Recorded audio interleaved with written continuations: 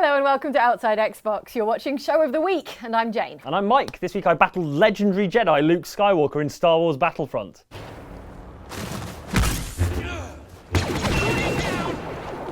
I don't know what the fuss is about that guy, to be honest.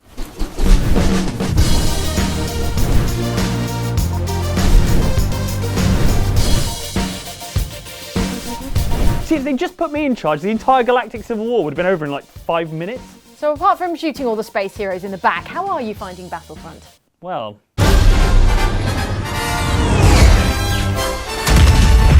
Assuming you're a human being, you will have seen a Star Wars movie. You remember those iconic battles on the icy tundra of Hoth and in the lush forests of Endor, or the forest moon of Endor, if you're being proper. It's that kind of nostalgia and detail-obsessed pedantry for the battle-scarred Star Wars galaxy that makes Battlefront so intoxicating. Everything is exactly as you remember, from the perfectly reproduced lighting on Tatooine to the selection of fantastically 70s haircuts. And although this is primarily a game about the thousands of faceless soldiers who were prepared to give their lives for little or no recognition during the Star Wars, your favourite glory hog heroes and their unique spaceships also make regular appearances. Didn't see that coming, huh? By collecting floating tokens on the battlefield, you'll transmogrify into Luke Skywalker, Darth Vader and Han Solo, among others. They've all got their own appropriate abilities, and the attention to detail is incredible. By that I mean Boba Fett's jetpack is exactly as weird and rubbish as it is in Return of the Jedi. Good work, DICE. Battlefront is positively rammed with multiplayer modes, presumably to balance out the absence of a proper story campaign. These modes run the gamut of player counts and map sizes, from 40-player supremacy matches that resemble a large-scale tug of war to the 8-player hero hunts that pits one hero or villain against 7 regular troops. So that's just about enough to hush the people who kept calling Battlefront a Battlefield 4 reskin. And though progression in Battlefront does involve unlocking a handful of new blasters in the style of Battlefield or any other modern military shooter you care to name, progression really centres on a new system called Star Cards. As you play, you earn levels and credits to buy different abilities, such as grenades and jump packs, each of which operate on a cooldown timer. Your loadout is a hand of up to 3 of these Star Cards. The rest is left to cosmetic changes, like the one that lets you be a stormtrooper with a ponytail. Guess it didn't fit under the helmet.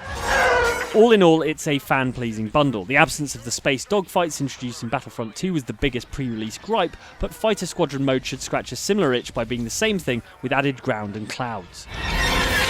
Speaking of fan service, in the run-up to the new Star Wars film in December, Battlefront players will get free DLC set on Jakku. That is the new planet so far only glimpsed in trailers for The Force Awakens. Players who pre-ordered Battlefront get an early visit to Jakku on the 1st of December, a week before anyone else gets it and a full 18 days before the movie.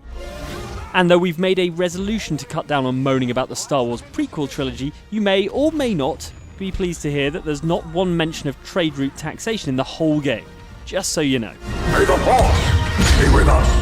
Man, I love Star Wars, the plucky rebels, the noble Jedi and the evil Empire with the Death Star, the deadliest space megaweapon ever built. I think you'll find the Death Star ranks somewhere in the middle on the list of the deadliest space megaweapons ever built, Mike. What?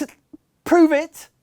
Glad you asked, Mike, because I spent most of this week compiling and ranking video game space megaweapons for this exact purpose. Sorry I didn't come to your birthday party. Or to work for 3 days. I'm sure you'll agree that this was totally worth it. Oh, and beware spoilers for Mass Effect 3 and Dead Space 3, plus its DLC. Mike, I know you didn't finish those yet. ODIN Control, the orbital weapons got a successful test fire ping. ODIN, short for Orbital Defense Initiative, is a weaponised space station that you probably haven't heard of because it was in Call of Duty Ghosts. Estimated casualties. Oh shit!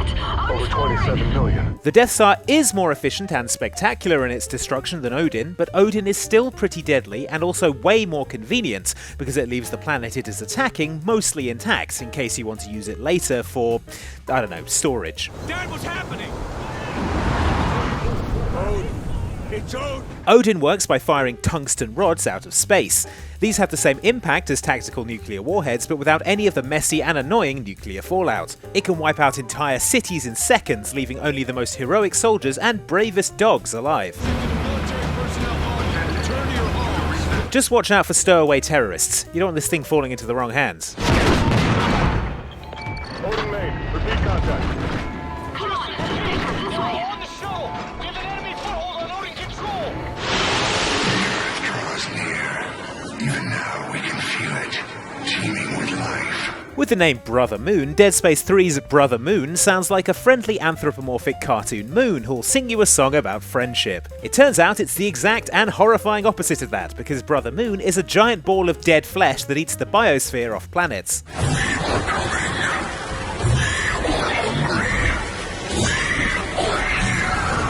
The way these Brethren moons work is by firing off a marker which sends all the sentient life on a planet mad, makes them build more markers, and then turns them into those space zombie necromorphs. Once pretty much everyone is a necromorph, something called a convergence event happens where all the necromorph's flesh is flung into orbit to form a Brother Moon. That's got to be a sight to see, like a rapture made of mince. It pulled their bodies into the sky to form the final stage. Oh my god, the moon. Then the Brother Moon absorbs the planet's entire biosphere and moves on to the next one. Just as deadly as the Death Star, definitely grosser.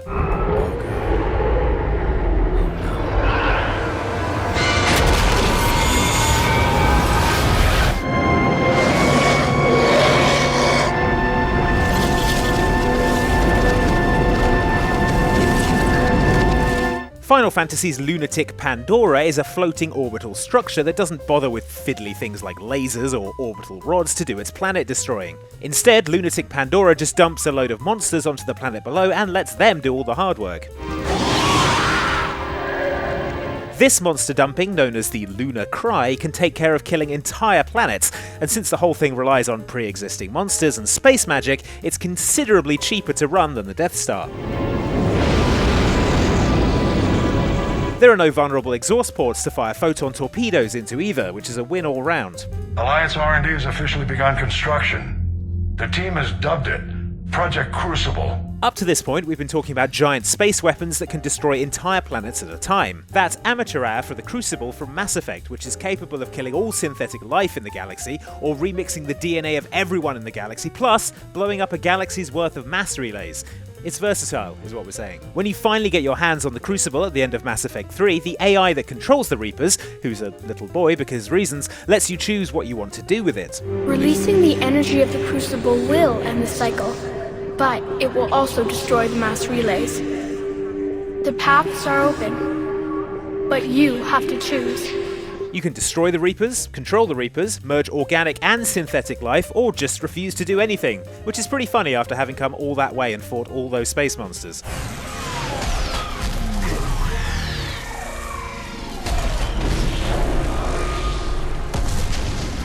While the Covenant had us locked up in here, I overheard the guards talking about this ring world. They call it Halo. Even destroying all the synthetic life in a galaxy, or microwaving the DNA of everyone in a galaxy, isn't enough for the Halos from Halo, which can wipe a galaxy clean of all sentient life. Halo. How do we use it against the Covenant? This ring isn't a cudgel, you barbarian. It's something else. Something much more important. A halo is an artificial ring-shaped world designed to save everyone from the parasitic creatures known as the Flood, by... wait a minute, killing everyone? That can't be right. The only way to stop the Flood is to starve them to death. And that's exactly what Halo is designed to do. Wipe the galaxy clean of all sentient life. If you activate all 7 Halos at once, they wipe out everything sentient in the galaxy by releasing targeted energy waves aimed at the nervous systems of anything capable of forming an original thought. So the candidates on The Apprentice will be safe then. This is the kind of death and destruction on an astronomical scale that'd make even Darth Vader say, "Steady on, fellas, that's a bit much."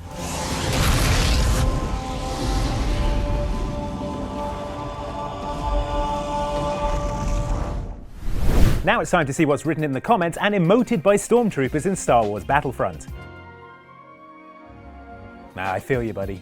First up, your comments on last week's show on Fallout 4 and the places we call home in the Commonwealth. So that was a quick look at our houses in Fallout 4, but we want to see what kind of places you guys have built in Fallout 4 and also your characters. So tweet us at Outside Xbox, let us know how you're getting on in the Wasteland. In response, you obliged us with examples of your Wasteland ingenuity. Such as the Sanctuary Hills 1st Power Armor Division HQ from Farrant. It's a bit open at the front, right? That's because they are ever vigilant. Also, they need to get the power armor out somehow.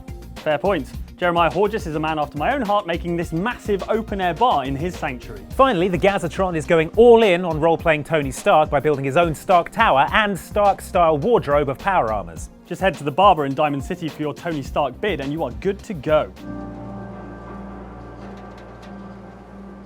Moving on, here are your comments on this video about the gizmos in games that keep us alive no matter what. In the world of Borderlands 2, science has conquered death at last, and no one need ever die again. At least not if their DNA is on file with the network of new U stations installed around Pandora, and they've got the cash to pay to have a new body digitally fabricated in one of them when they get obliterated in the line of vault hunting duty. Some good suggestions here, such as this from commenter Addicted Gamer. The defib from the Battlefield franchise. Fell from a helicopter and shot by a rocket? No worries, one shock and you'll be back to normal. What if you died from being electrocuted? One of the great philosophical questions of our time. She could do that because they're robots and Aperture has infinite robot parts, probably. It seems like maybe she's a bit sadistic and a bit bored.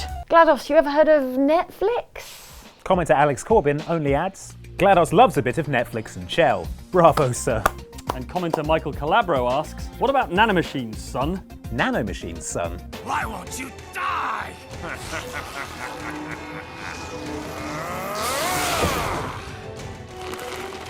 Nanomachine, son.